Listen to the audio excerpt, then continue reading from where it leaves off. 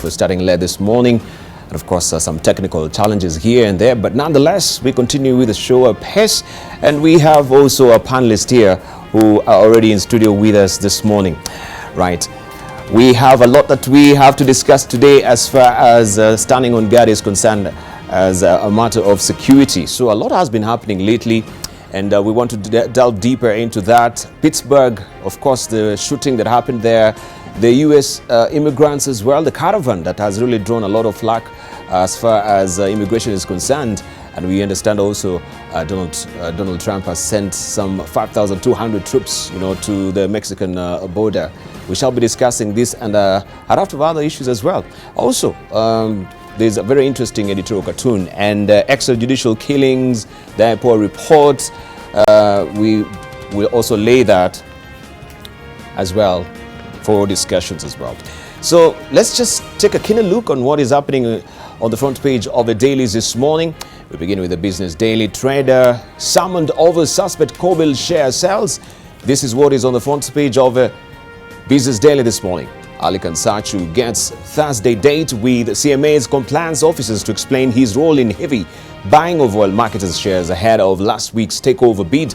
The Capital Markets Authority has summoned stock market trader Ali Kansachu for questioning over his role in insider dealings in oil marketer Kenel Kobi shares ahead of last week's announcement of a takeover plan by French firm Rubis Energy. Mr. Sachu, a stockbroking agent of Kestrel Capital and the chief executive of data vendor Rich Management, is expected to meet the CMA's compliance officers tomorrow at 10 a.m. to explain his role in the suspected trades that saw shares running into millions of shillings transacted in just 3 days. This story continues on page 4 of the Business Daily this morning. Let's continue and see what still we have on the front page of the Business Daily. Shilling takes a hit after PS announces 250 billion shillings euro bond. The Kenyan shilling yesterday weakened to an 8-month low against the US dollar in what market watchers attributed to excess liquidity in the money market and demand for the dollar from manufacturers and oil importers. Analysts, however, said Monday's announcement that the Treasury is about to issue a new Eurobond is causing a recasting of positions as markets prepare for a looming jump in external debt. And this story continues on page 4 of the Business Daily this morning.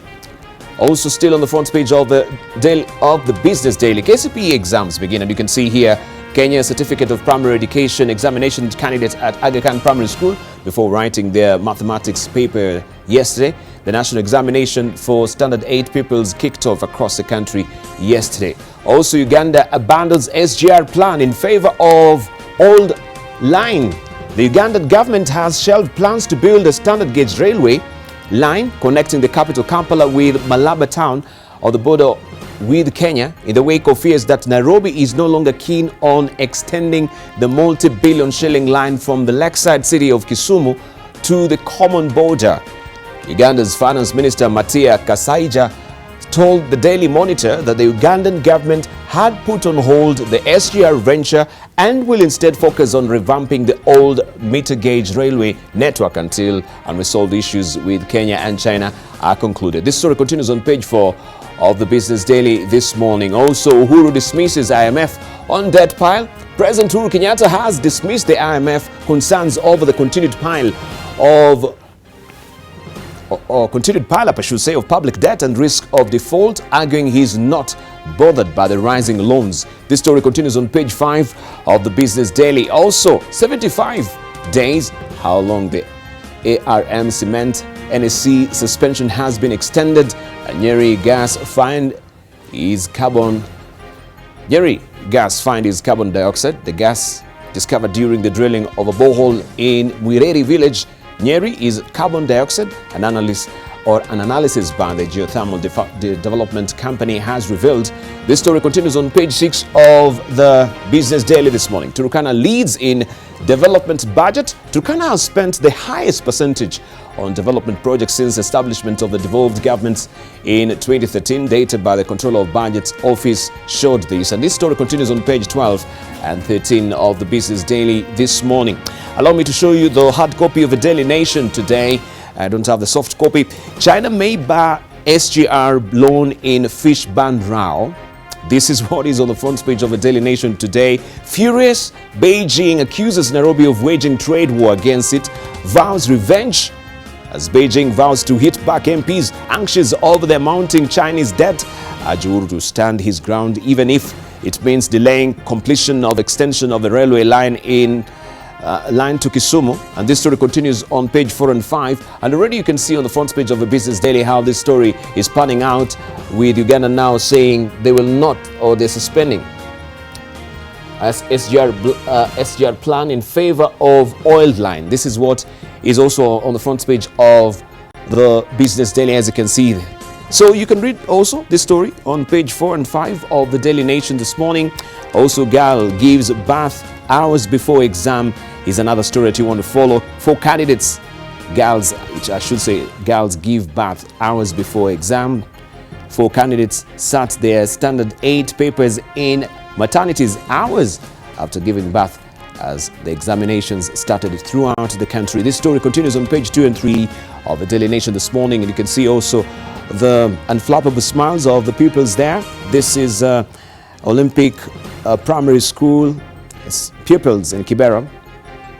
They're grabbing a photo opportunity just before sitting their mathematics paper yesterday. The school has 628 candidates. Also, Judge Mel Slay Queen will stay in jail. TV journalist Jackie Maribe has been freed on 1 million cash bail, while her boyfriend Joey Irungu will remain in remand until June. Both have been charged with the murder of Monica Kimani. Also, IBC blames Chiloba over 6 billion shillings tender. MPs were yesterday told that the former elections agency chief bought a voter identity kit without the commission's permission. That story also, you can follow it at the back page of the Daily Nation. IBC blames Chiloba over 6 billion shillings kit tender. Acting poll agency chief says former CEO bought voter kit without approval. That is what we have at the back page of the Daily Nation this morning. Let's see what we have on the front page of the Star. And this is what you're waking up to on the front page of the Star this morning.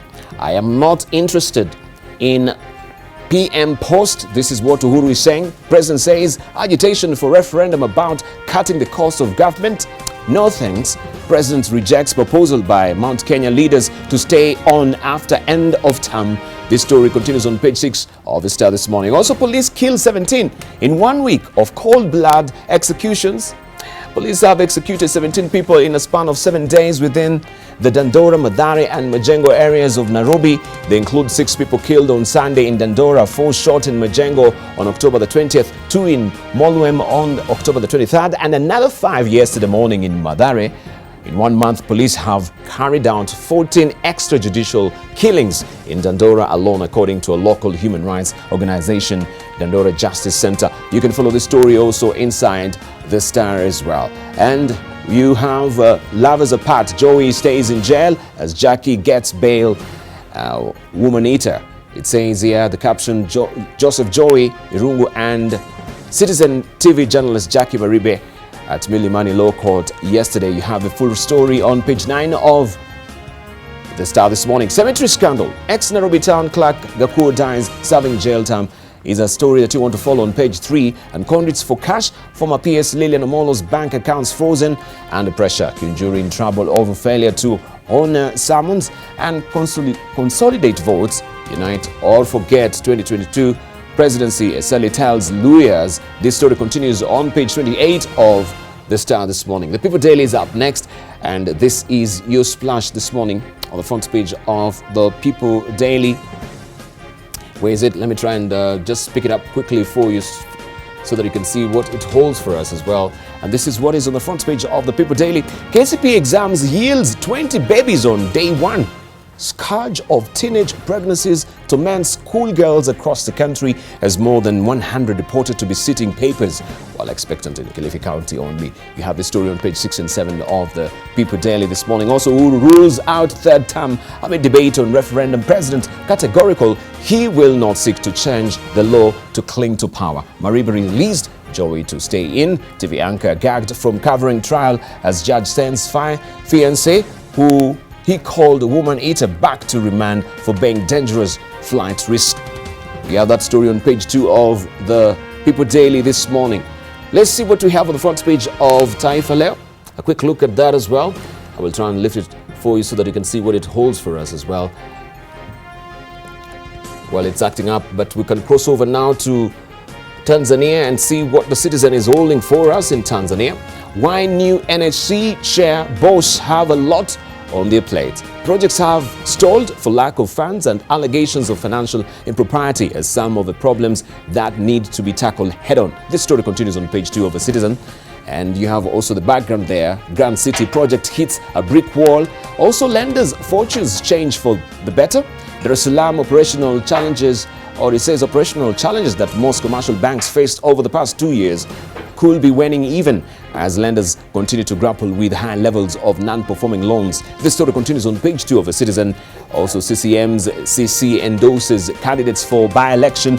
And you can see here President John Pombe Magufuli, who is also the CCM national chairman, bidding farewell to Vice President and member of CCM Central Committee, Samla Suluhu Hassan, after Dr. Magufuli chaired a CC meeting at the party's sub-head office in Dar es Salaam yesterday. Follow this story also on page 4 of The Citizen. TTCL plans to lay off 600 in cost-cutting drive. That is on page 3. Still in Tanzania, we have Mwananchi. CCM, it says, CCM yaipa Chadema mtihani wa siku 46. That is what we have as a splash there. And we want to also see what is happening in Uganda. Sejusa, 16 generals to be retired from army. It says this is the biggest retirement of senior officers above the rank of brigadier in a single batch since 1986, according to Daily Monitor analysis. You can follow the story on page 6 of the Daily Monitor. And you can see their faces here who are to be retired soon. General Ivan Koreta, General David Sejusa, and Major General Sam Turiangienda. That story, as I've mentioned, you have it on page 6 of the Daily Monitor in Uganda. Government ranks best districts and hospitals. They're all enumerated here, and you can follow this particular list also on page 4 of the Daily Monitor. All right. We have also man hands over wife to rival lover. That story continues on page 3 of the Daily Monitor in Uganda. Let's see what we have in Rwanda. Kagame rallies global firms to invest in Africa. President Kagame on Tuesday urged world leaders to support global companies venturing into Africa as their sense of innovation and responding to Africa's needs can play an important role in driving development on the continent. This story continues on page 2 of the New Times if you're waking up in Rwanda. Alibaba founder Jack Ma in Kigali, also that is on page 3. And Gatsibo, 3 held over theft of school computers. That story continues on page 5 of the New Times in Rwanda. And you can see this particular picture, President Kagame and German Chancellor Angela Merkel at the G20 Investment Summit in Berlin yesterday.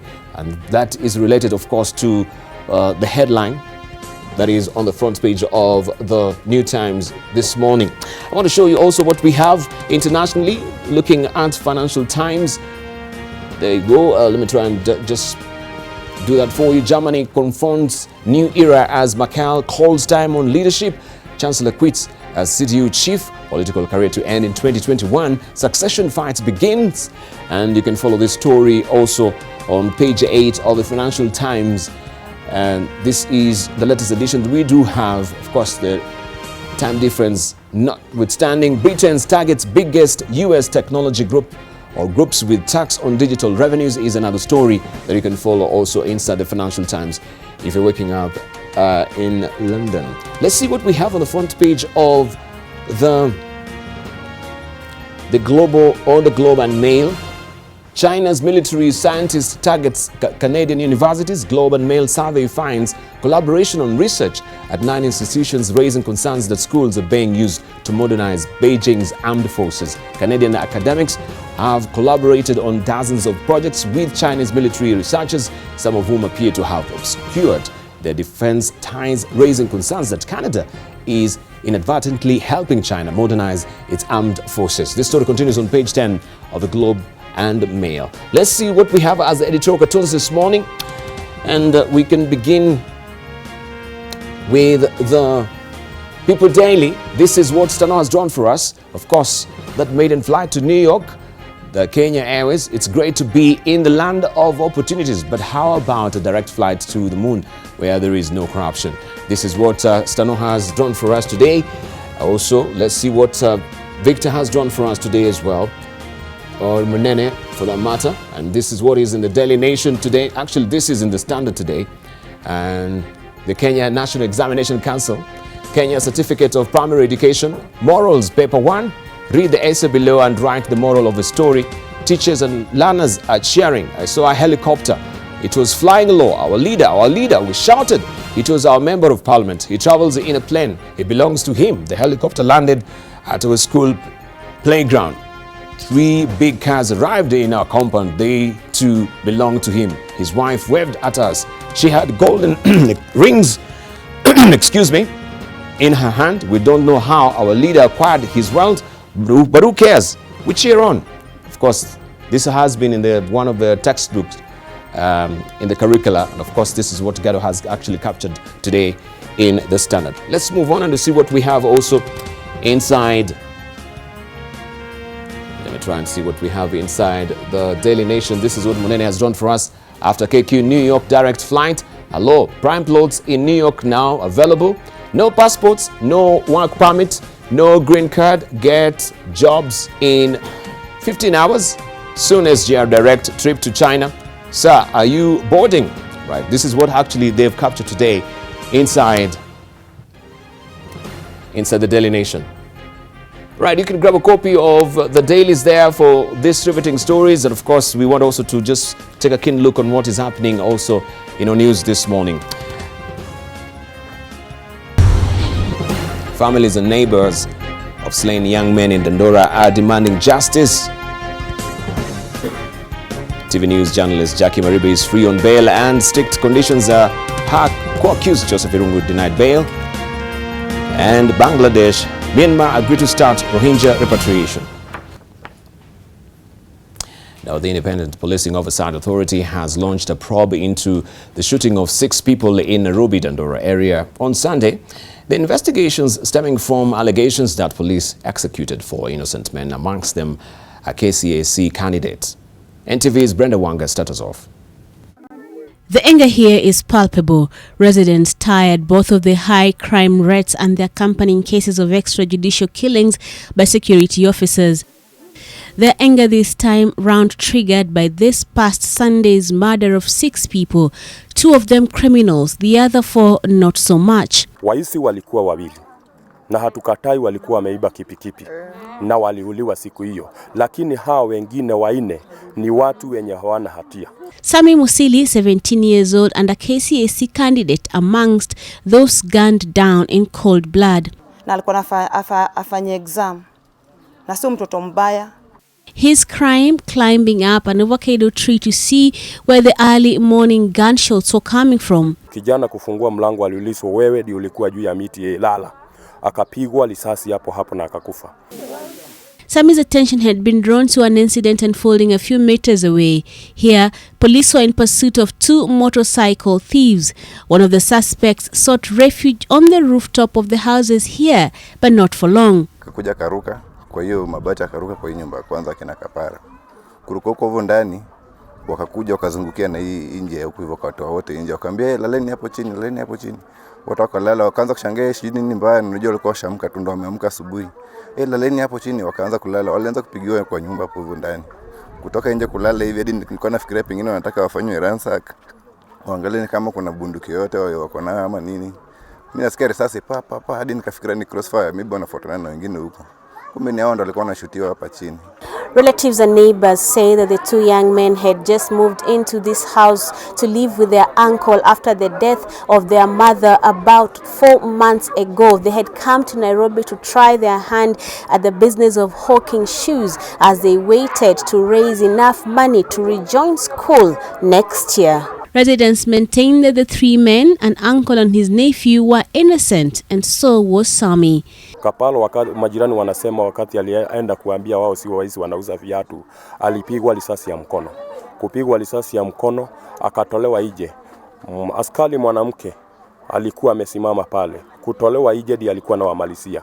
Akawaua wakiwa watatu. The latest killings just a continuation of executions of suspects by police officers who then post the evidence of their actions on social media under the moniker Hazy. Wiki moja iliyopita Nairobi peke yake watu 17 wameuawa na polisi on one week. Sasa tunauliza ni polisi ya serikali na polisi kuua vijana katika mitaa duni ama ni nini?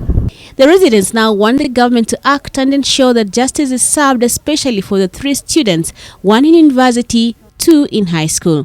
Tungetaka haki itendeke.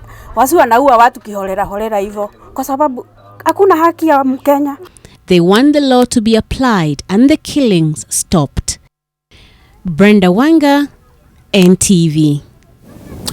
Right, we want to hear from our panelists. Remember, today is always a day we focus on security matters, on standing on guard here on AM Live. And I want to introduce our panelists already here. We have a lot to cover as far as also security is concerned internationally as well. Allow me to introduce to you this morning Dr. Momo Nzao, who is a governance and security strategist. Also, we do have with us Dr. Hassan Kanenje, who is a director at the Horn Institute. We have Dr. also Mustafa Yusuf Ali, who is a conflict resolution and a national security expert. We have with us as well Ambassador Erastus Mwencha, who is a former deputy chair of the African Union and also the chair of Trademark East Africa. We do have with us as well Professor Noami Damba. Noami Damba is a vice chancellor of KC University and also an expert on foreign policy and defense. And we do have with us as well Irugu Houghton, who is executive director of Amnesty International Kenya. Gentlemen, a full house today. It's a good morning. Good morning. Fantastic. So we need actually to maximize on time and cover a lot that we have to discuss this morning. But we can comment on this because it will be remiss of us to continue with the stories if we don't really weigh in on the extrajudicial killings. And we just reported here earlier from our newspapers, and we're given the statistics on how the police have fared as far as that is concerned. If I may just walk up there to the touch screen so that we can be on the same page together. And this was what was on the front page of a Star. Let me try and just lift that quickly for you so that you can see. On the front page of a Star, we have that as a side by story. Police kill 17 in 1 week of cold blood executions. Police have executed 17 people in a span of 7 days, it says. And within Dandora, Mathare and Majengo areas of Nairobi. They include 6 people killed on Sunday in Dandora, 4 shot in Majengo on October the 20th, 2 in Molwem on October the 23rd, and another 5 yesterday morning in Mathare. Maybe we can begin by hearing the voice of Amnesty International. In light of all this that is happening so far, and that story that we've heard also from Brenda Wanga, what will be your comment as far as extrajudicial killings is concerned in the country? I think from our perspective, the concern that we would raise on an issue like this is really that 17 in the space of 2 weeks is really too many cases. I mean, we were very excited to see the police reforms. A couple of months ago, we saw the announcement of major structural reforms, probably the most radical police reforms that we've seen in the history of this country since independence. And unfortunately, this is just a major setback for the police service in the sense that the public confidence that something was about to happen that would keep young people safe and would leave criminals really with the experience of going through the entire criminal justice system rather than simply what has happened. Essentially, it seems that the police have acted as not just the judge of these young men, but even the executioner. So you've had essentially prosecution, the judiciary, and the death penalty implemented all in one swoop in the case of 1 week. And I think I'm very glad that the IPOA and the DPP have announced on social media that they're going to take action, but we need to see that action take place very publicly soon to find out exactly what happened and to prosecute the officers for what seems to be another case of extrajudicial killings. All right. A full intro for IPOA, and I know the new commissioners, they've not really shaken into places yet, and all these revelations from this particular organization, Dandora Justice, I think the NGO that really came up with this particular report as well. Let's just hear from Dr. Hassan Khanenje. Good morning. Good morning, Debarl. This is something we've been through, I think, for far too long. Now, we understand that the areas of Majengo, Dandora, and Mathare, they tend to be trouble spots in ways. They have some issues with law and law enforcement. But a Kenyan citizen should not be executed without due process. Now, the best policing also everywhere in the world involves their community. And the community policing requires that there is trust in law enforcement. And at the rate at which we're moving, and I'm glad to hear, the DPP and IPOA are in the process of taking action about that. But if we start executing citizens, especially in areas where we need law enforcement, it's going to be increasingly challenging for us to actually achieve that. And it does not help, because the community is going to be a whole lot more reluctant to cooperate with the law enforcement officers. And then you're going to have elements which are going to be encouraged, since they don't believe that even if they get caught, there'll ever be due process for them. And so the case of violence and crime in this area cannot be reduced by executing young people, especially. Apparently, a lot of them are also innocent, promising Kenyans, university students. That cannot happen. Law enforcement, especially the Kenya Police Service, has been trying to go through a number of reforms, and one of those reforms that's critical is trying to restore the public trust. And public trust has to do something with the way you're delivering those services or lack of them. And because in the last about 20 years, we have seen lots of incidents of this. And unfortunately, these cases, they just end up disappearing. There are a lot of young people who were killed even during the fight against Mungiki, who were innocent also, not all of them. And even those who were guilty, they didn't deserve to be killed, they deserve to go through the due process. And so I think, as we think in the larger picture and process and effort of trying to reform our police service, we need to think about how best can we increase the public trust in our police and make sure that community policing is going to involve the public actually work successfully. Right. Let's hear from Ambassador Sazamancha. About 2 weeks ago or so, we were discussing the report of police performance and where they graded themselves above expectations. And of course, many of us on this panel disagreed with that outcome, citing, what has been said, this kind of thing. Well, again, you have rightly mentioned that there is now a new team of IPOA that has just assumed office. And this incident now puts them ready to test. Because, Debarl, it is clear that police has never really valued sanctity of life in Kenya. And this is a very serious situation, what has been captured by the previous commentators. And above all that, when you look at these particular 2 instances, you don't see any danger that these suspects posed to police. One, it is said, was on the roof of the house, the others were running, the others were in the house. And how the police opened fire? In fact, it is the report here says they got them out of the house, put them outside, and shot them at close range. This is not acceptable. And I think the only thing we can then say, the reorganization that is just been undertaken is now thrown in jeopardy, because people are just going to wonder, is there any change that is going to occur? The police commissioner, the inspector general should now move in and really pacify the society on this very case. Otherwise, it is going to be the same old story. And I think Kenyans are, even this system of saying that let's have a community involved doesn't seem to be working. So where are we going really? I think the appeal is to the police that Kenyans deserve much better than what we see.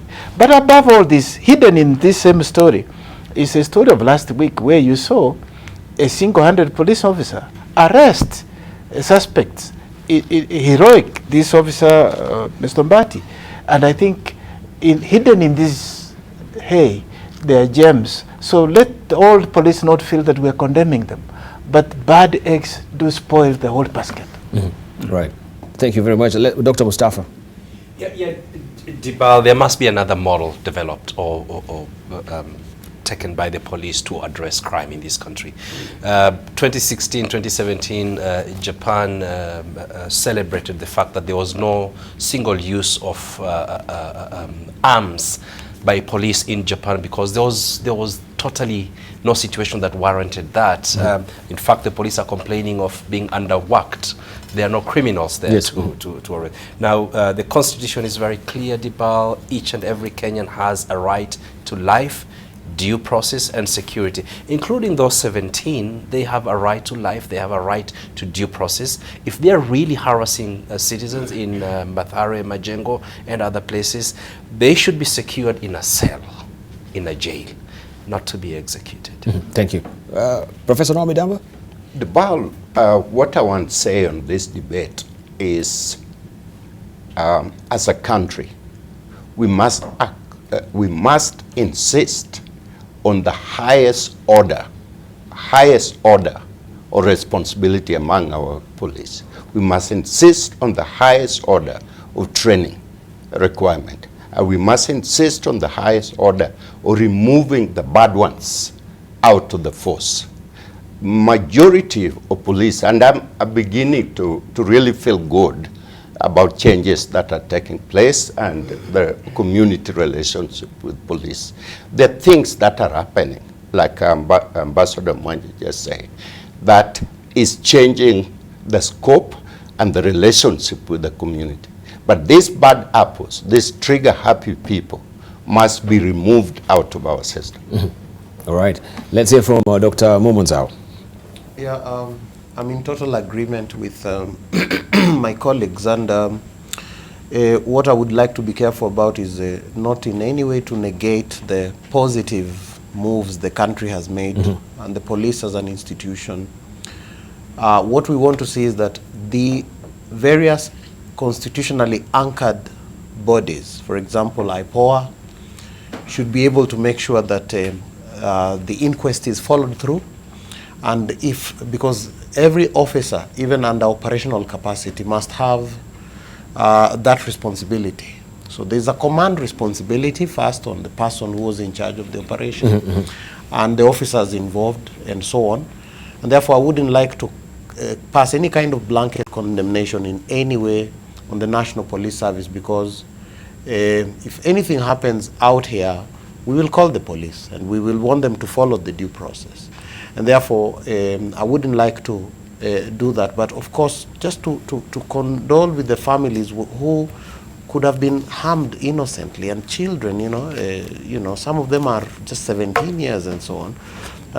Some of them could be just juvenile delinquents. And it's possible to reform and to rehabilitate them. So despite that extreme, rather, case of an aberration, we should still continue with the positive side of making sure that we make our institutions work and that operations, especially because that's could have been an operation gone badly planned and executed, that at the operational level, some of those things can be well handled and within other settings. And I think that is the way to go. All right. Yeah. Right. I think also it will be remiss of us not to mention what is on the front page of Daily Nation, because this is bound also to affect us as far as security is concerned. China may buy SGR loan in Fish Bandrao, and you know what has been really happening as far as also a bill is actually put out there by, I think, Honorable Rigathi, as far as imports is concerned.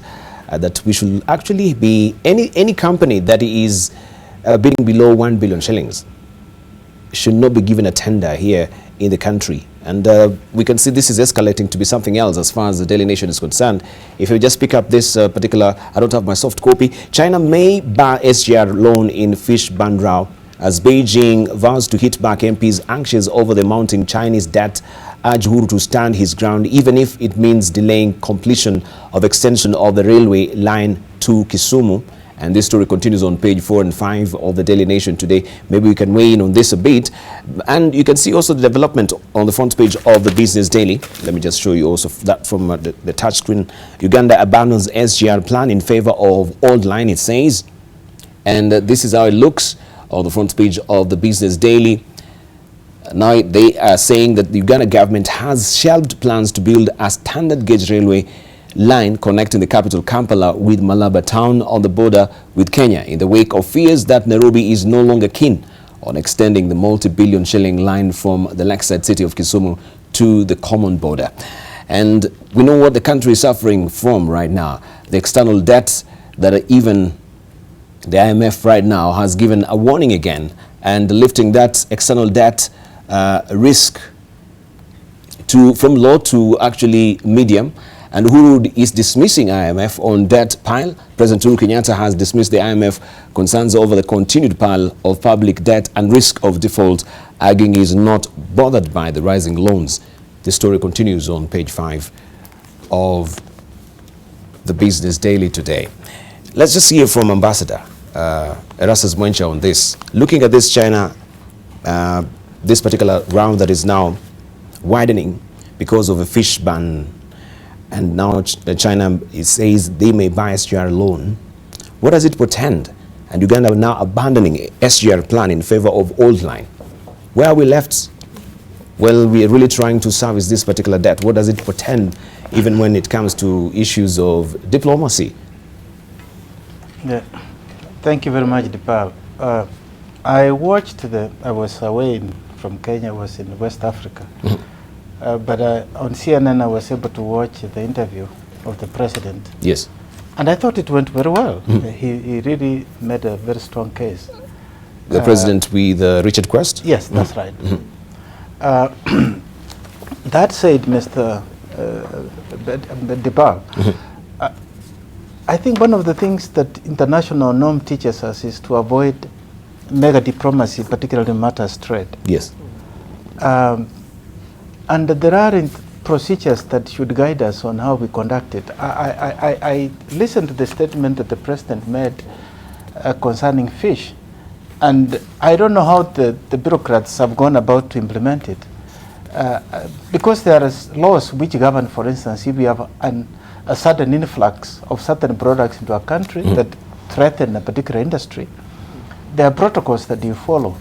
And there are trade defense mechanisms that you can deploy to safeguard your local industry, which is very legitimate. And I think that's what the president was aiming at. And so here again, one would have expected that the experts in trade would have used those procedures immediately. Yes. Because the president was merely giving guidelines.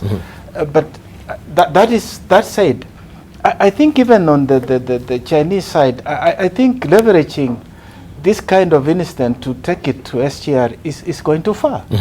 And I think that is, again, a diplomacy that one would say China needs to re-examine that point. Yes.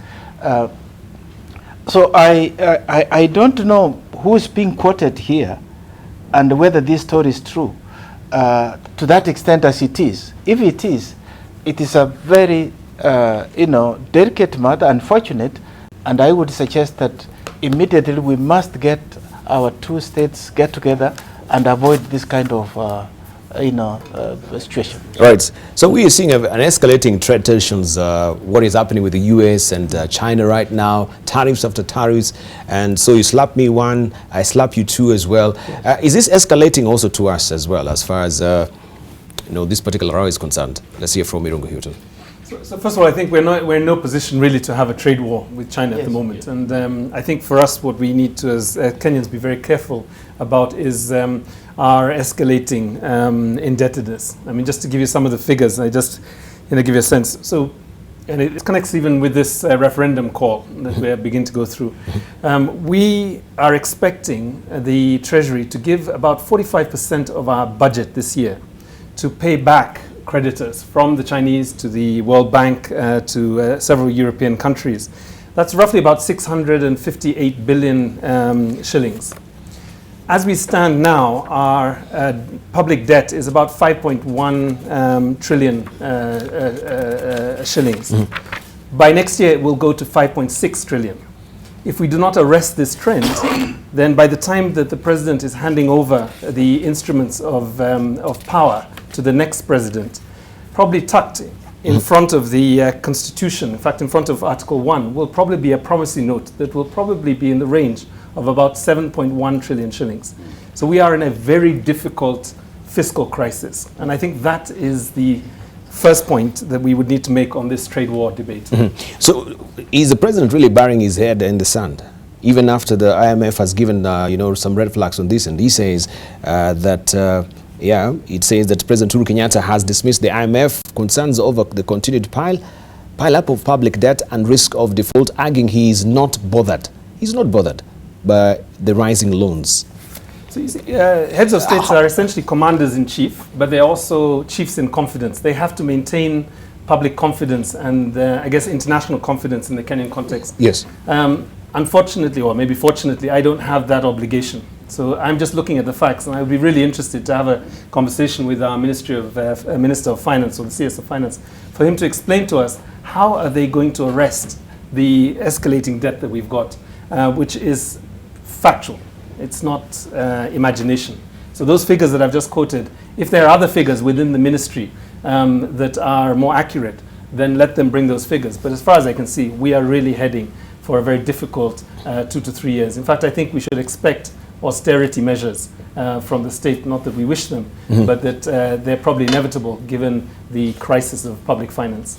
IMF has given a stalling warning, I should say, excuse me, as far as the external debt is concerned, and they've rated us from now low to moderate.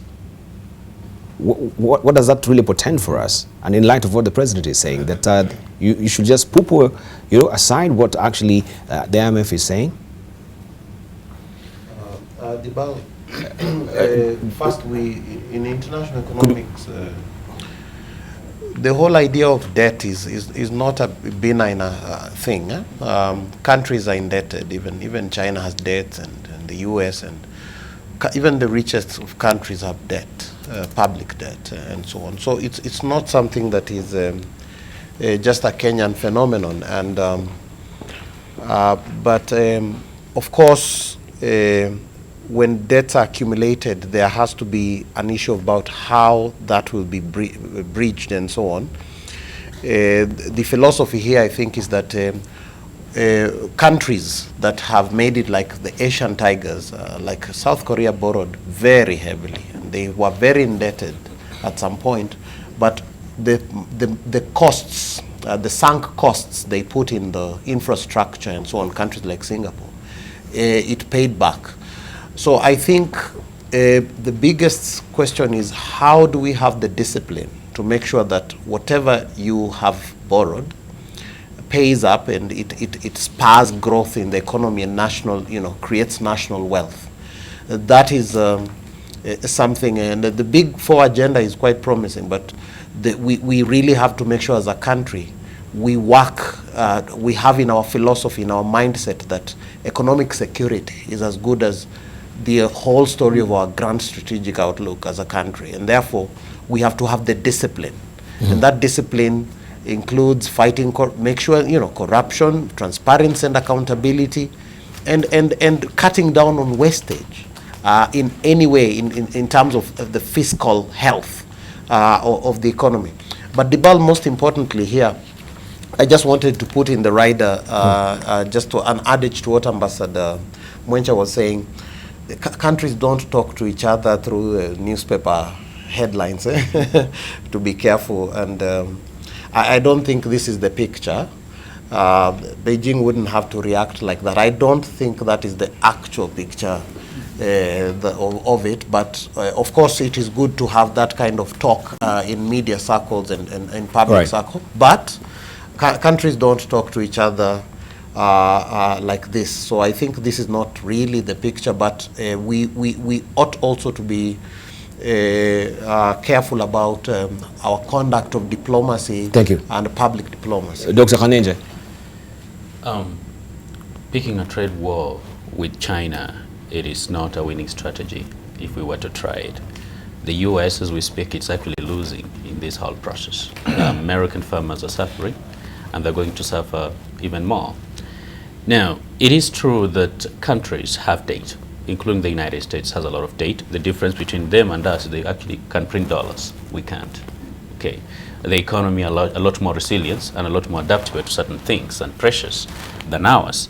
Now, our colleague just said, you know, if assuming all these facts are true, that 45%, which is actually true, of the money we collect goes towards servicing our debt, and that more than 50% of what is remaining goes towards the public wage, and even government itself knows that about 30% of the remaining goes towards, it gets lost in corruption and wastage. At this rate, we'll soon be eating grass because there is actually no money left, you know, for us to spend. And we have to genuinely and honestly reflect on how we are spending money and how we are working. There's just been reading something here with regard to the countries we owe. You know, China, we owe them about 600 billion. That's a lot of money. And it is one thing if the investments we've made with this 600 billion, it's actually bringing back something. We have to re-examine whether we need to go forward or to continue with on this trajectory, or whether perhaps we need to see how best we can, for instance, revive all those feeder rails that were moving around the country so it can actually ease transport. Because while it is beautiful to take SGR to Mombasa, most of Kenya still does not have access to transport. Moving a container from Mombasa to Eldoret is almost 200,000 shillings, you know, by road. It's too expensive. And of course, most of Kenya does not live in Mombasa or along SGR. So I think we should sit down as a country and reevaluate our priorities and see how best can we actually grow this economy by making smart investments. All right. Professor Nomidamba. Debarl, what we need to be aware of, and I concur with my colleagues, is that each country, each nation state is acting as the best interest of that nation state. China is not here to provide free service to us. They're here to trade for the best interest of China. And we Kenyans need to sit down and say, what are our virgin items? We should not be buying fish from China. We should be able to produce enough fish using our ponds, Lake Victoria, and the harbor. And we say now, we will not accept fish from you, period. There are other items that we should not accept? Yes. And Kenyans must be able and continue to belt down as we grow. The China rise did not just happen. Mao Zedong was not just a revolutionary, he was also visionary. He expected that they will capture the African continent, not by guns, but through trades and providing services that China have. If you are in South Korea, you will not see Toyota on the street because they're producing their own vehicles and their own needs. And if there is Toyota, it's very expensive. Why are we flouting the whole place with every item you can think of in the world? That's what is driving our debt. And we need to retreat back and say, we Kenyans, what do we need? And what can we produce in terms of what we need? That's the crux of the matter. Right, that's the crux of But the matter. my Yes. question would be, why would fish from China that has been transported all the way to Kenya be cheaper than fish in Kenya? This is a question we must ask to economists in this country. But Debarl, another picture here is insecurity. Piracy off Somalia coast was caused by illegal fishing by the Chinese and the French trawlers. Yes. These are the biggest culprits. And is it possible that we are still getting flooded with Chinese fish through illegal fishing. And they have huge trawlers that they can use to, you know, just take fish and process the fish in those huge ships just across 10 miles of, you know, within the exclusive economic zones, and then just bring it here as if it's for export. And we are happily importing our own fish that has been stolen from the seas. Just the other day, President Uhuru Kenyatta, you know, put these big nations on notice that they were stealing our fish and selling fish to us. Now, if we are not careful, we will still soon have illegal fishing by Chinese or whoever in Lake Victoria, if you are not careful. We have to look at a larger picture here. And by the way, 3 days ago, some of these ships were actually taken in off the Sierra Leonean coast for illegal fishing. It is a security problem. It is a security problem. Yes. Yeah, we can see the ethical or unethical business practices that is coming maybe from China as well. Yes. In light of how we look for trading partners all over the world, do we just put aside or bury our heads in the sand as far as unethical business practices is concerned, or terms of trade as well, right? Because I want to mention this, what we just saw while we're doing our dailies as well, just to pick up a case in point, for instance, like what we have the Globe and Mail, that China's military scientists get Canadian universities, and the Globe and Mail survey finds collaboration on research at 9 institutions, raising concerns that schools are being used to modernize Beijing's armed forces. And it says Canadian academics have collaborated on dozens of projects with Chinese military researchers, some of whom appear to have obscured their defense ties, raising concerns that Canada is inadvertently helping China modernize its armed forces. The academic exchanges jointly advancing technologies such as secure communication, satellite image processing, and drones include the enrollment of Chinese defense scientists as graduate students and visiting scholars at Canadian universities. And it continues to go on page 10. And there are more. And there are more, right? But I think we should take a short break right now. When we circle back, we'll continue. I think Erastus Munche had something to say, but we can pick it up from the other side of the break. Right, we take a short break right now. When we circle back, we continue with the discussion and also some of the tweets as well. And we will take a keener look on what is happening also internationally, just a panoramic view of how security is faring internationally. Don't go away.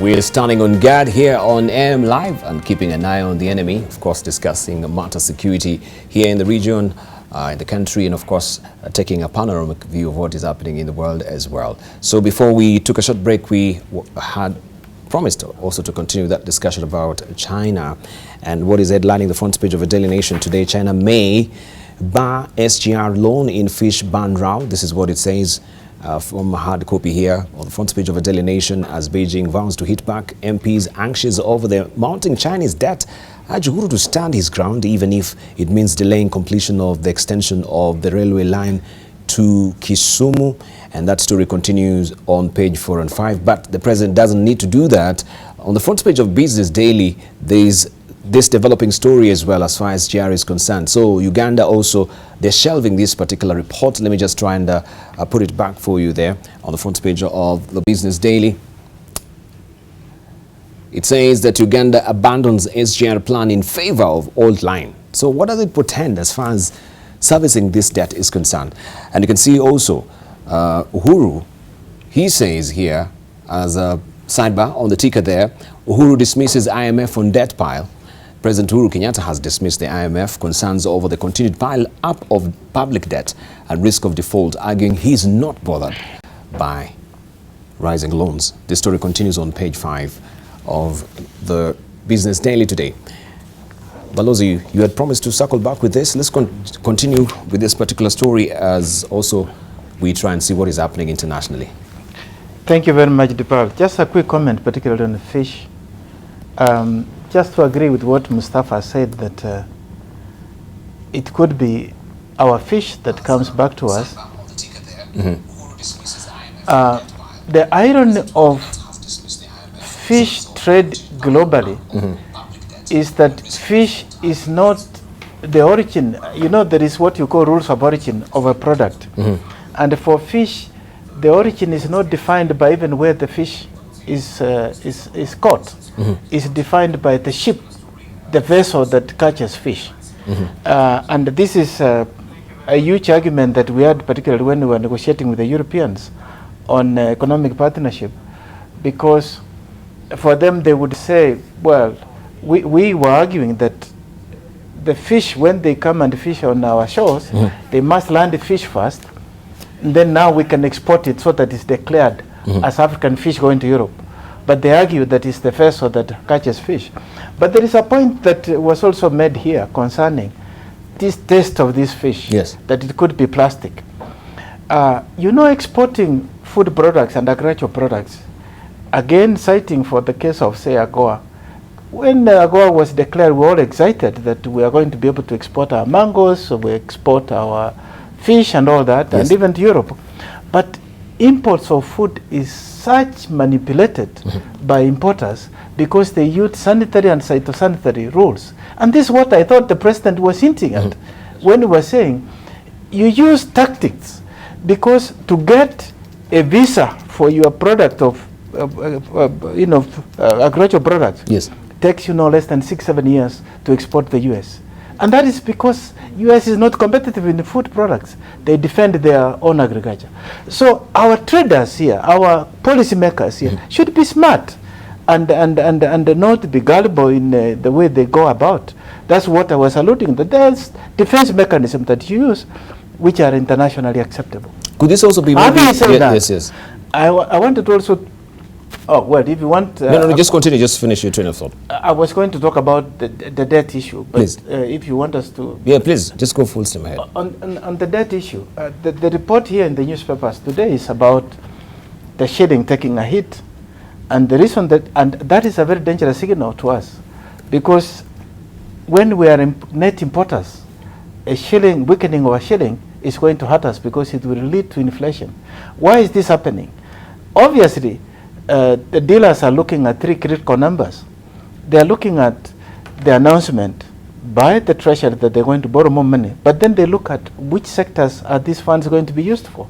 And if you looked at it, even if it is some of it, it is going to roll over the debt. It's not going to invest in bringing more money. In other words, you are making the debt situation worse.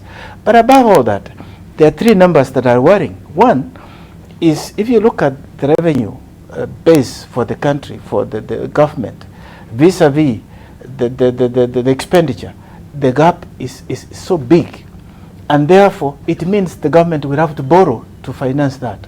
That is not a very good signal. Look at our exports. The export vis-a-vis the debt. Right now, our exports cannot cover what we have as debt, and this debt is denominated in foreign currency.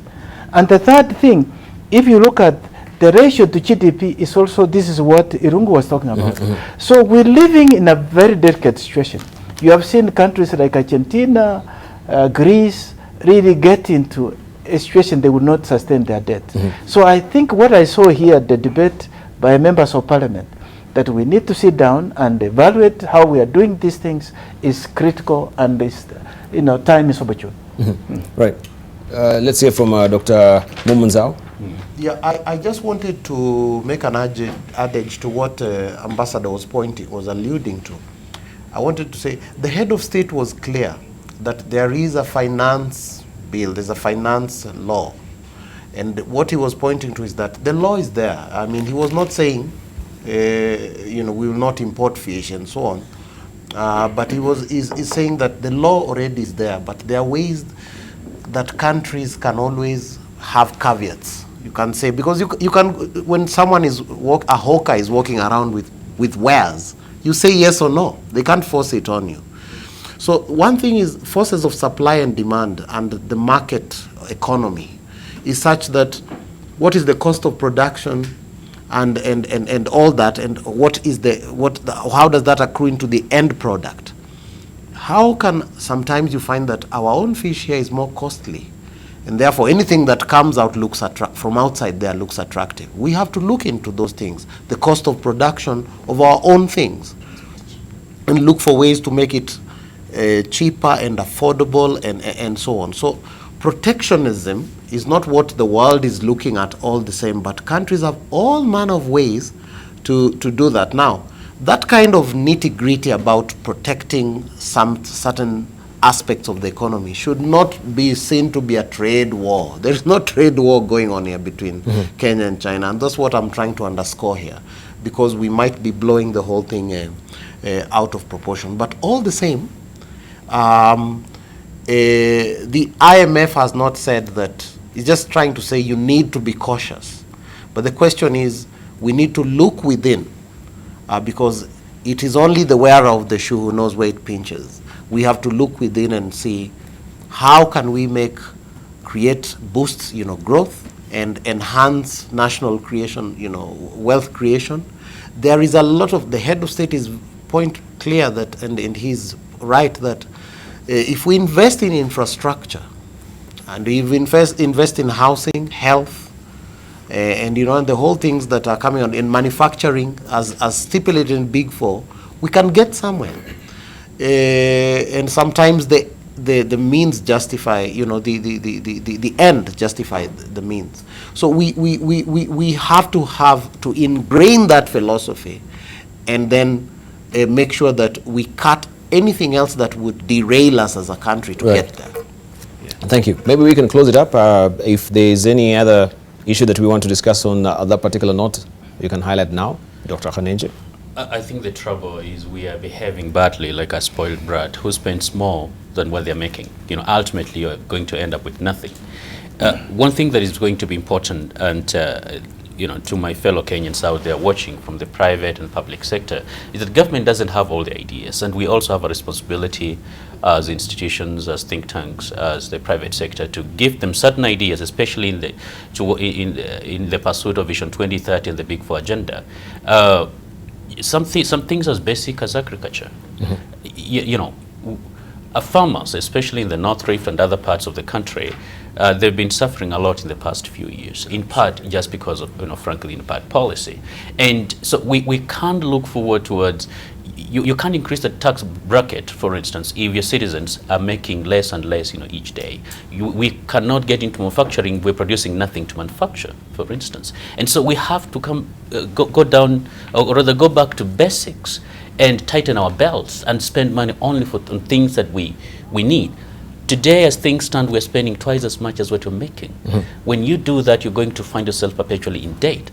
So that is an honest conversation that we should have as a country, but also as citizens of this country and organizations and institutions, we should help our government or government departments make the right decision, not just sit back and complain all the time, because sometimes Kenyans were pretty good at doing that. Right. Finally, Naomi Damba? This is a matter of national security, but it's also a matter of development trajectory. It is very, very important, not only for Kenya, but for the rest of African countries, to understand that together we are a unit and a very powerful unit. The question, why should Ethiopian SGR cost less than Kenya? You know, why did we not go collectively as a region and say we need infrastructure development? The appointment of Raila is a very important development. Yes. And say, what do we need as a region, the continent of Africa's East Africa community? Yes. And then go in, negotiate with China based on our best regional interest and bring it down to the level that we can cope with in terms of our capacity to develop. The point is, a trade war or trade relationship is the crucial, most important thing that is going to back our development. And therefore, what is it we're producing and what is it that we need to buy? It is simple for us to go to China and buy tiles when we can produce our own tiles. And so we need to fundamentally look at the cost of producing one tile here vis-a-vis the cost of importing one tile from China to here. These are fundamental economics indicators that we as a country need to look at before we start trading with the rest of the world. Thank you. And I'm trying also to just look at another editorial cartoon that we saw here. Gado had drawn in regard to, you know, Africa trading amongst us, inter-Africa trade, and what is really happening as well, just to try and argument that particular point that Naomi Damba is raising. It's trying to elude me. Just to show you what it really says quickly, I'll do that just in a moment. Yes, here we go. I think this was the 28th of October. Yeah, inter-Africa trade, knowledge sharing. If we may just, of course, focus on Africa itself, buy Africa, build Africa, just as the policies we normally have, yeah, the GDP will go, right? It will go up. There will be a tick up on that. Flexible labor, peace, of course, remittance, and all that jazz. Inter-Africa trade, reinforcing that. And I think that's the way to go. Why should we face East while we have all these resources they're tapping from Africa? I think that will be the abiding question, right? When I saw this cartoon, I laughed, and I don't know whether Ambassador Mwenche remembers the African Union Summit in 2010. This was the great debate on African Union, the idea that we would have an open border. And a number of us tried to press for free movement of persons, goods, and services across the continent. And I did exactly as that man is standing there with the inter-Africa trade. I walked up to passport controls as we were leaving the country. And I presented a dummy passport that NGOs had generated called the African Citizen's Passport. It had my photograph, it had my name, and it had some fictitious number. And I said, I would like to leave the country. And the man looked at the passport and he said, "Sir, I do hope that you have another passport." You know the point that Irungu is making. I experienced it 2 days ago. I was at Lagos Airport going to Abeokuta, and the immigration officer asked me that, look, I carried my African Union passport, and he was asking me, do you have a Kenyan passport? I said, but this is superior to Kenyan passport. He said, no, you must show me that you have a Kenyan. I said, I don't have it, and I'm not sure that you really need it. Are in a good place here right now. But having said that, you know, Hassan mentioned a point early on that the reason why Africa is not trading with itself, we have not shaded off our colonial legacy. You know, if you look at French Africa, they want to trade with France. Anglo Africa is Europe generally. and so forth. China is a new entry, but we always think that imports are superior, and the cost of doing business in Africa is prohibitive. That's what he was alluding. Moving a container from Mombasa to Busia is as expensive as moving from Hamburg to Mombasa. So we really, there's a lot to do, and I think this, as he's mentioned, this appointment and us looking at how we do trade in Africa, this we should encourage what is happening under the African Union. But I've not had actually any of you really tackling the issue of Uganda now abandoning SGR. I think we've just been skirting around the issue, but have we tackled how Uganda, if now they abandon SGR plan in favor of the old line, and we were actually piggybacking on, you know, Uganda to just have this continuous seamless flowing trade, how will it affect the country as well in terms of this debt servicing that we actually experiencing right now? Yeah. Who hasn't spoken? I've lost my sequence. Maybe not who hasn't spoken, who understands this issue better. Right, you can pick up. The point, what I was saying, is that our major solution lies in inter-African trade. And that picture you see is what needs to happen. Because here's the point. Why in the world should we buy furnitures from Malaysia when we can make exactly that same furniture in our local area? And, you know, Museveni said at one point that if we don't have the capacity to produce oil, maybe we just need to keep it underground until we have the capacity to do it. We cannot continue depending on outsider for us to survive as a continent, for us to survive as a country. We need to push the limit based on our capacity to be able to do things ourselves and be able to earn from our sweat and blood and everything. This is a matter, I said, a matter of national security, a matter of development trajectory.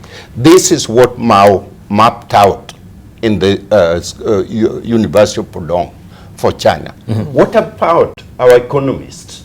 What about our institutions of learning? What in the world are we doing? What relevances do we have to our development trajectory? All right. Why can this, the person who need to be one of the most important person right now is our Minister of Trade. Right. That's what's happening. You've not really actually answered my question about Uganda abandoning SGR plan in favor of the old line. Let's hear from Dr. Hassan Kanenje. No, let's hear from Dr. Hassan Kanenje. Okay, yes. Hassan, pick up. Yeah. The current road, rail, and port infrastructure are part of the larger LAPSET project was envisioned, you know, several years ago. And we have seen countries, you know, pretty much falling off, you know, electing to take different routes or just deciding perhaps it's not viable anymore. And part of it has to do with the difficulties we've had to go through as a country and the cost even of just putting up, for instance, the SGR. Some of these countries' economies, they're smaller than our national budgets, okay, every year. And so they actually cannot afford it if they have to do the same thing. And I think it's about time as a country we sit back and see how viable is this thing going to be? Are we still going to actually be able to achieve it, at least within the time frame? And if we do, what do we need to do? Because you have seen countries such as Rwanda, South Sudan is still in turmoil, which of course destroys part of the project. Ethiopia seems to have found new friends with the peace between Ethiopia and Eritrea. Yes. And I think we need to go back as a country and our economies need to start rethinking and perhaps have a different thinking with regard to the LAPSO project. Okay, who else should be involved or how can we go it alone, but in a way that's going to be sustainable, because we're still operating under the assumption that all these partners are going to play ball. Apparently they're not playing ball today. So of course it's going to affect us, it's going to cost us, it's already costing us heavily. And unless we decide that, look, I think the rules of the game have changed and the players have also changed, we seem to be left alone, we may not be very successful in the entire LAPSO project. I don't know if it's possible to come in just on this. We have the vision for this. Yes. I mean, not only do we have the vision, but Kenya has been very active in creating that vision. The vision is really the African Common Free Trade Area vision that we announced in March in Kigali.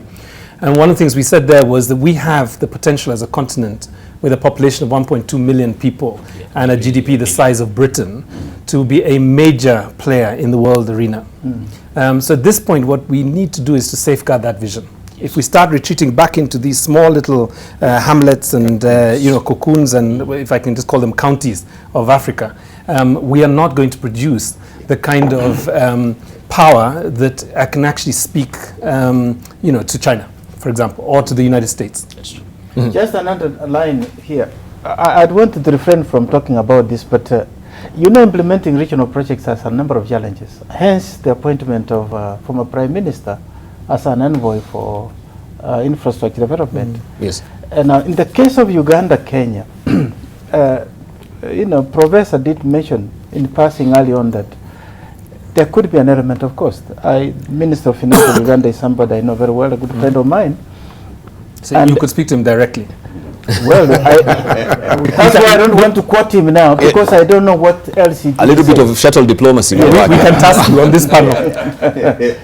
But there could be a number of things that could have happened. Uganda may have looked at the cost that Kenya has incurred in implementing the SGR from Mombasa to Nairobi. Because in the same story last week or this week, Rwanda is already extending that, doing that SGR on their part. And so there's going to be a gap. And you cannot transship Uganda talking of going to do its old rail, and we are doing SGR. The reason why we are moving to standard gauge is because the 1 meter gauge and the standard were not compatible. Correct. It means you have to transship from Kisumu or wherever it is to SGR, and the costs become prohibitive. I think this is calling for diplomacy immediately. This is one of the low-hanging fruits that the writer should take on, so that you can bring Uganda together and implement this project. And in addition to building what Irungu has just said. That's great. Right, thank you. The issue of the Africa Free Continental Trading Area and the ratification of some of the African states that were in Kigali as well. Up to now, if maybe update me as well, we know of only 2 countries who have signed or ratified that particular agreement. No, as we speak, yes, almost 10 countries have ratified from what I know. Almost 10 countries, yes, out of the 25. Yes, and the why is there a slow on the uptake? Ratification takes a process. You have also, because at the national level there are various mechanisms of ratification. Some do through cabinet, others through parliament. Others want to bring the business community on board, so they take time to consult. So it takes time. I think that will happen. Achieving 22 or 10 is going to happen. The question is not, you can have an agreement. I come from a regime where we established a free trade area, and the country is ratified, but you still had obstacles. You have seen East African Treaty is already ratified, but we still have obstacles. What I think is important is not just ratification, is how we can be able to look at issues of trade, mentality change, so that when it is ratified, we can truly start cooperation. Right. Right. Let me just say one thing.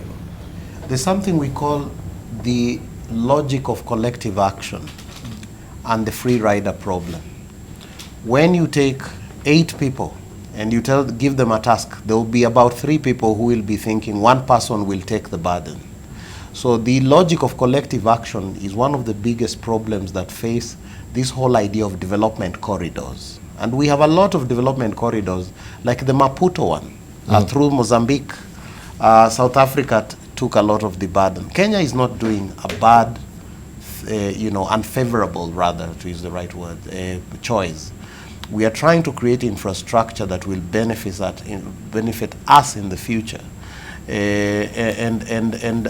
Of course, there are cost-benefit analysis there. I don't think Uganda has said it categorically. I know how things are reported here. It's not the way countries talk to each other. But they have pulled out. It's not the right language. Thank you. They could probably be wanting to modify the whole thing just to work for them. But the point is, the idea of an African trading bloc that is more efficient and working for the African people under the African conditions in this day and age is something we cannot run away from. And we have to bite the bullet as countries so that we can overcome some of these free rider issues and the whole idea of the logic of collective action. It's not easy to do things as a group, but it is still possible. Thank you. Yeah. Let's wind it up on that, and we continue with other stories as well. And before we cast our eyes at what is happening, over overseas, like in the international states, not really internationals, but in the US, I should say, with the Pittsburgh shooting as well. We'll give you an update on that. We want to see locally what is happening in Ethiopia. And we have this particular picture of Saleh. Is it work or work? So many people, work, the Amharic way. If we just pick up, yes, the picture, there we go. Elected as the first female president of Ethiopia. First out of the gate. We can comment on this briefly before we look at what is happening. Of course, across the borders as well, internationally. Ambassador, yeah. Our resident expert. Ambassador, quickly. Well, a fine lady. I know her very well. You know her very well? Very well. I mean, she was ambassador of Ethiopia to the African Union. That's why I worked with her very closely. She was here in Nairobi, UNDP. I mean, as head of the UN in Kenya, I mean, for the region. And I think you saw last week the Prime Minister appointing 50% cabinet, 50 women. And this shows, and we commended him. Of course, he's got a lot of challenges, but this is a trailblazer. I think it's a move in the right direction. She's the only president now, a woman president in Africa, and I think it's something that we should applaud and encourage countries to follow. Right.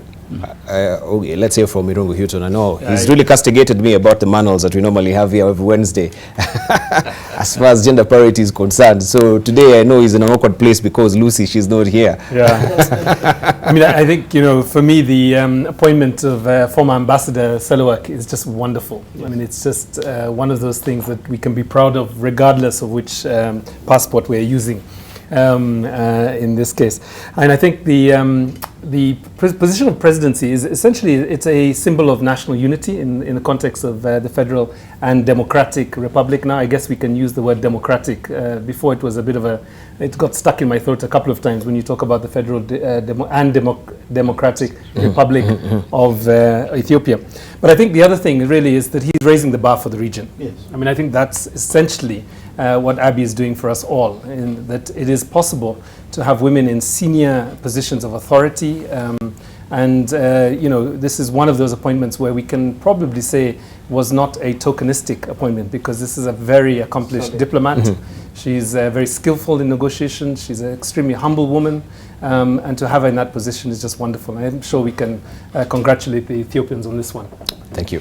Well, Dr. Ethiopia Mustafa was one of the countries that was choked with virtually all aspects, sectors heavily securitized. Yes. Now, one of the tactics and strategies to actually redress that is normally to appoint more women at very high positions. That way you desecuritize key sectors that you need to desecuritize. And feminization of politics in itself desecuritizes that particular model. Abiy is doing very well. He's being very strategic, and I think this will work for Ethiopia. The only thing that he really needs to worry about and focus on is the ethnic nationalism that is there in Ethiopia. This is something that will take a very long time. You have Ethiopia, the Federal Republic of Ethiopia. It's an amalgamation of Oromo, Somalis, Amhara, Tigray, the southern states. And that bit is still there. We saw the Oromos when they, or rather when the rebels came back, the Oromos say, no, we don't want that flag that has been used because it was used to oppress them. And ethnic nationalism is very much alive and well in Ethiopia, and that could hold back Abiy in one way or the other. Right. Dr. Khanenje. Of course, until perhaps, hopefully not, he starts messing up, you can't help but love this guy called Abiy Ahmed. What he's doing, it speaks well not just for Ethiopia, but for the entire African continent. Remember, Addis Ababa is the political capital of this continent. And so messages coming from there are pretty good. Now, just to support what Dr. Mustafa mentioned, you know, with the opening up of political space, there's going to be challenges. And in part because for a very long time, Ethiopia has been a highly securitized and police state. And when you open up the political space and the room for voices and for other people to be able to organize, and assemble, then you spur long, what I would say, suppressed feelings and emotions and grievances. Not to mention there are groups within Ethiopia right now which feel they're not exactly part of the political process, not because they are necessarily not part of the political process, but because some of them were used to being at the center of politics in Ethiopia. And so one thing we're likely to see in the next few years is actually competition for power and resources in the light of increasing liberalization and opening up the political space. And that is how successful Abiy Ahmed is going to succeed, is going to depend on how he's going to manage this competition of power and resources in Ethiopia. Right. Thank you. Thank you very much. Naomi Damba. Debarl, Ethiopian airport at Addis is where I've been asked by patients who are traveling for money. Yes. To give them money. And I think that's the only airport that I've had that kind of incident around the world. Abiy is facing phenomenal and unique problem. He is moving very fast to address it in a very subtle but strategic way. And the question is for us to watch him very closely, how he can manage these huge ethnic differences between Oromos and Marik, historical. And so if he can do it, then he will come out as one of the major African transformists that this continent needs. Thank you. Thank you very much. I just also lifted this from the archives, if you may just look at this particular picture. And this is the spirit of the East Africa Cooperation then, right? The integration. And you can see here, this is President Nyerere actually kissing Emperor Haile Selassie. Because they had actually indicated or gestured, really indicated that they are joining the East Africa community as well. And you can see this is Milton Obote, and also we have Kenyatta hidden there. He was the Pope at that time. He was a Pope. Who was a Pope? El Selassie. El Selassie. It's a ceremonial. Yeah.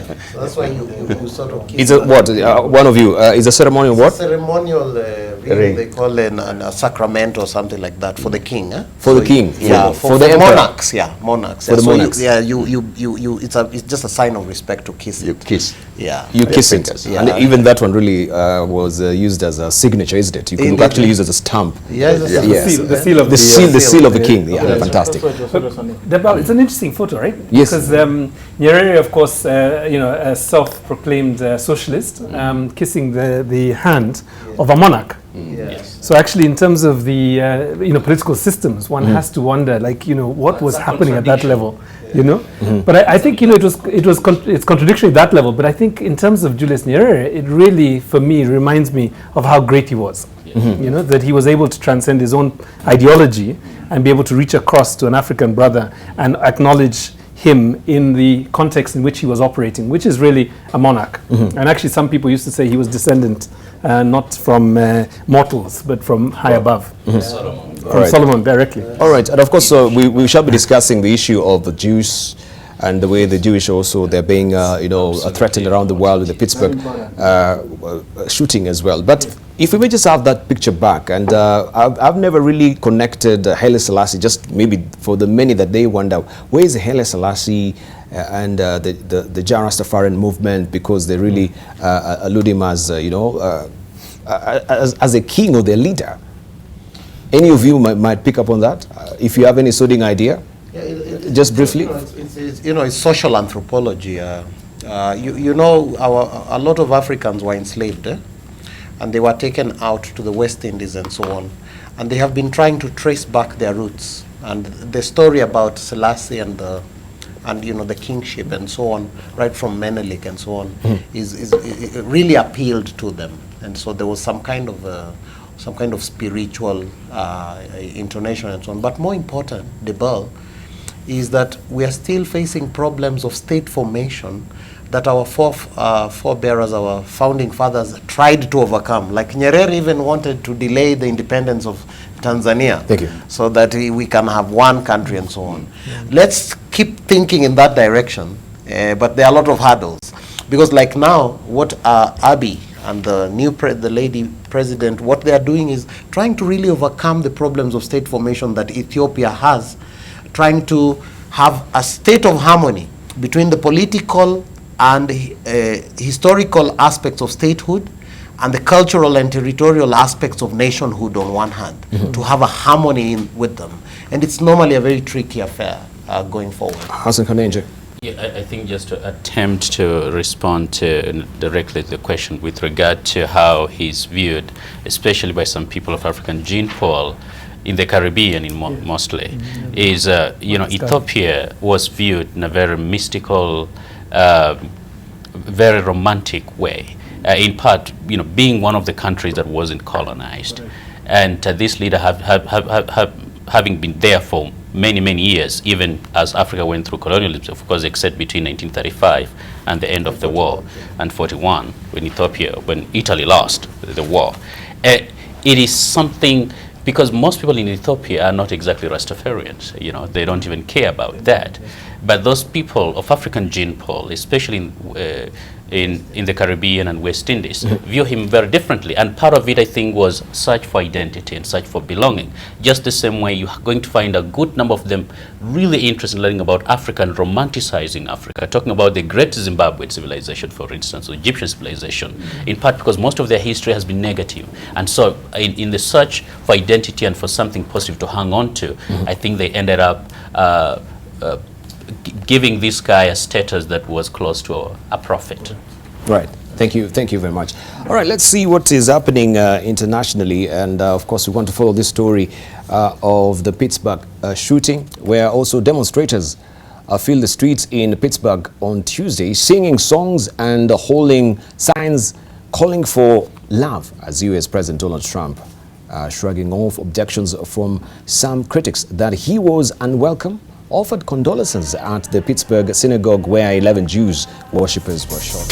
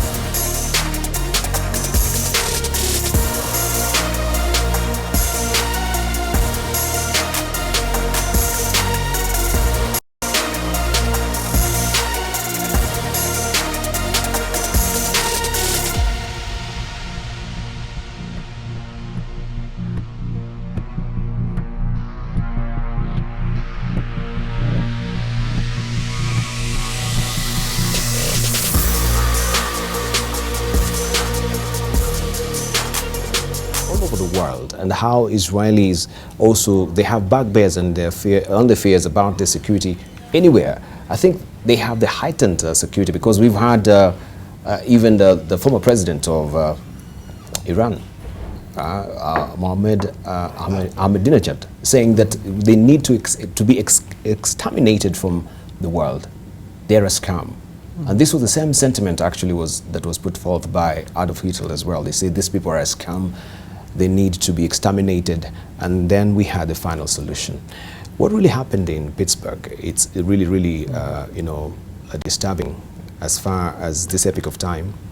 is concerned, where we have people who still have those fault lines. You being a Jewish, are coming from a Jewish extract, that one really portends danger for you. So we don't know what the motive was on this, and of course there were red flags being raised on social media that were not really picked, that yes, even for that particular day that he went to have this particular rampage, he had announced that yes, the shooting will take place. Let's listen from Dr. Mustafa. Yeah, Debarl, this was a very clear case of an act of terror. I'm surprised it's not called as such in the United States of America. I'm sure if Robert Bowers was a Mustafa or Hassan or Mohammed, immediately that would have just been called, you know, terrorism.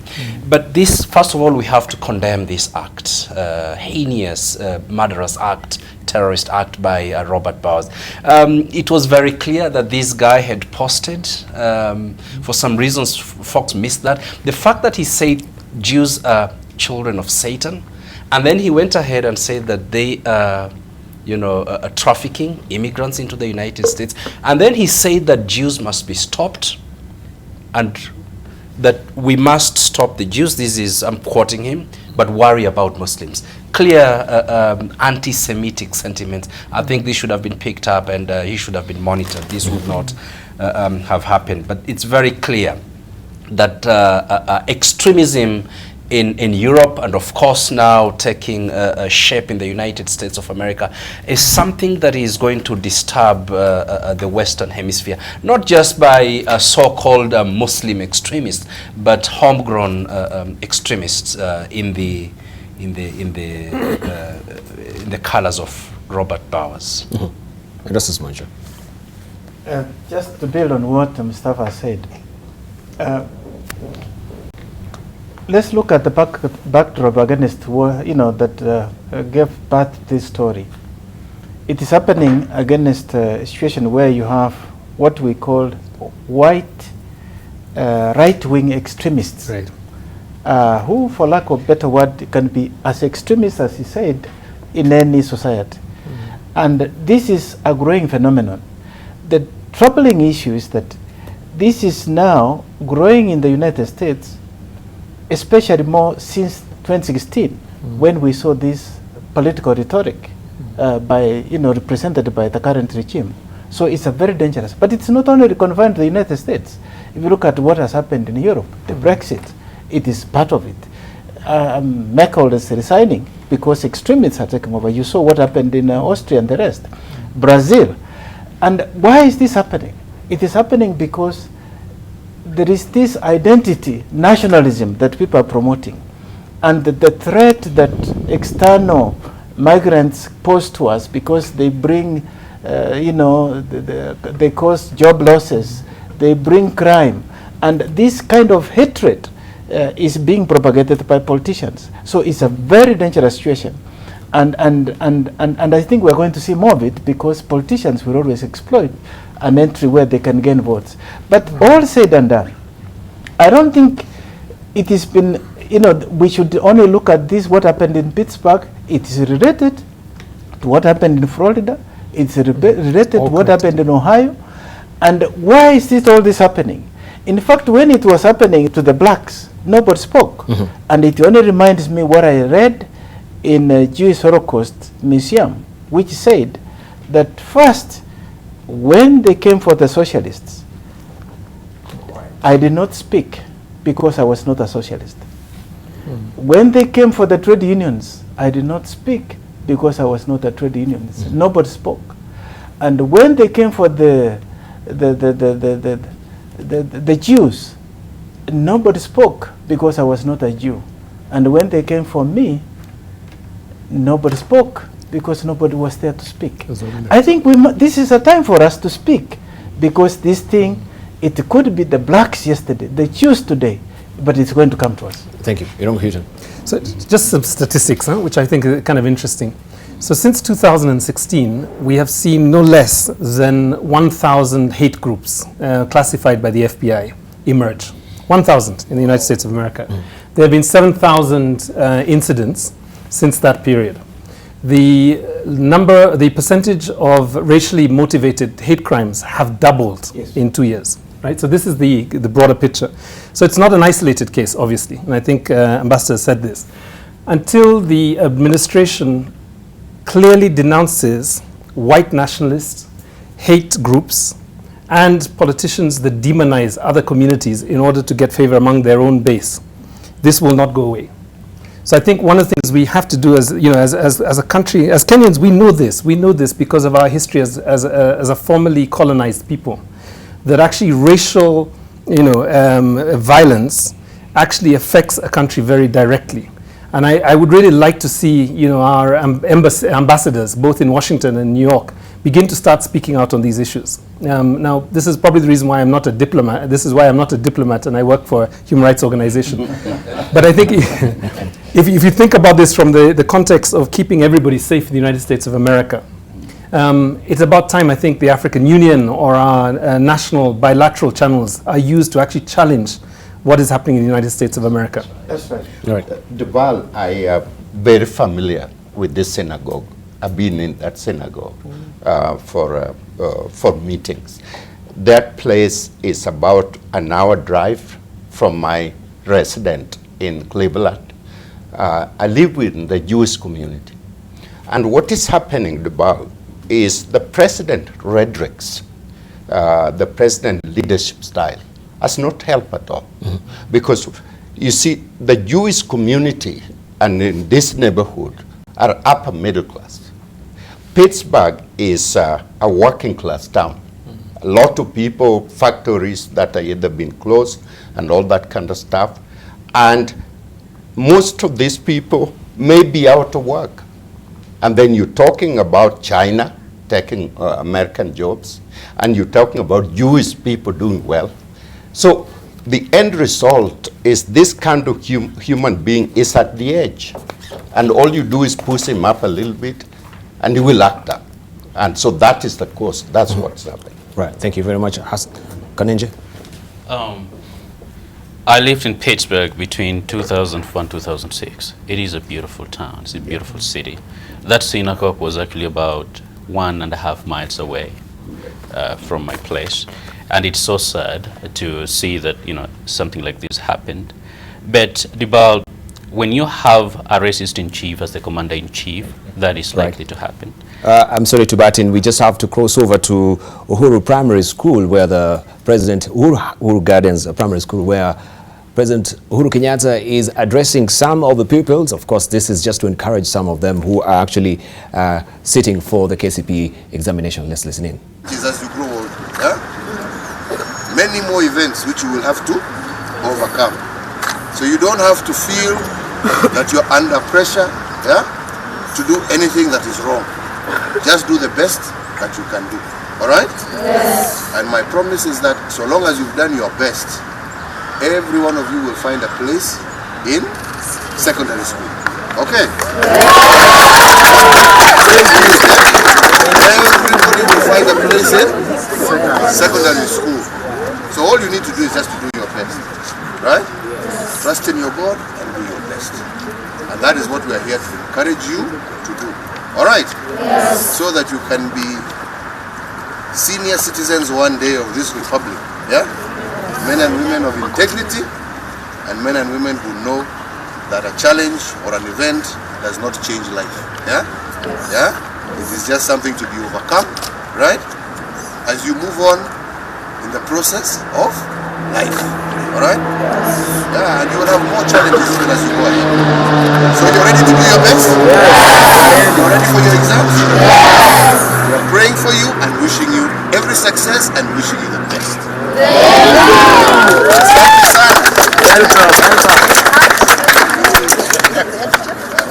Mwalimu, habari yako?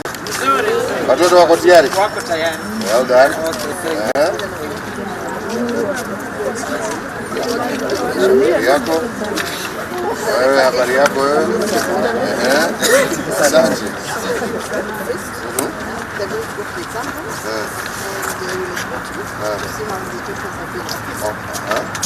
Wonderful. And we're asking anybody with a phone to leave the phone to the phone. Agreed? Yeah?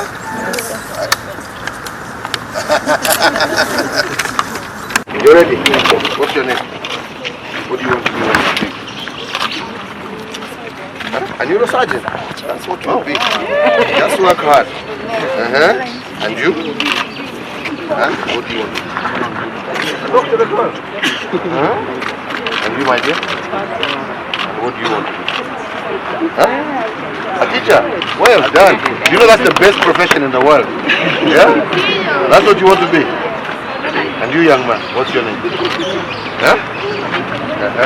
And what do you want to be? A scientist.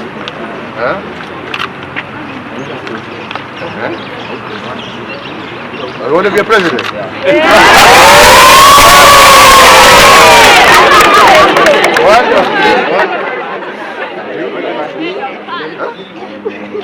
Victor. A doctor. Not sure what you want to be. A pilot. You'll be the one to fly us to America next time. Yeah? Timothy, what do you want to be? A footballer. Excellent. Well done.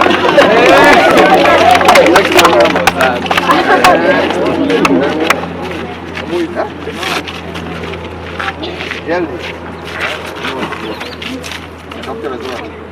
How many want to be doctors here? It looks like there's many doctors here. And how many want to be scientists? And how many footballers? How many musicians?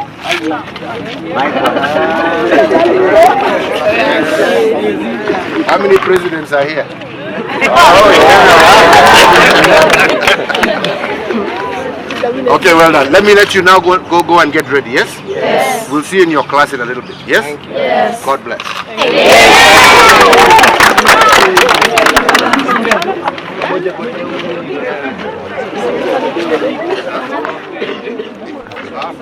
President Uhuru Kenyatta there, egging on, of course, the young primary school pupils who are sitting for their exams. They're being encouraged there way early in the morning, and this is such a noble gesture from the president, just to, give a word of encouragement to some of the pupils. And of course, you can see them also holding a prayerful moment here, just to usher, that is the head school.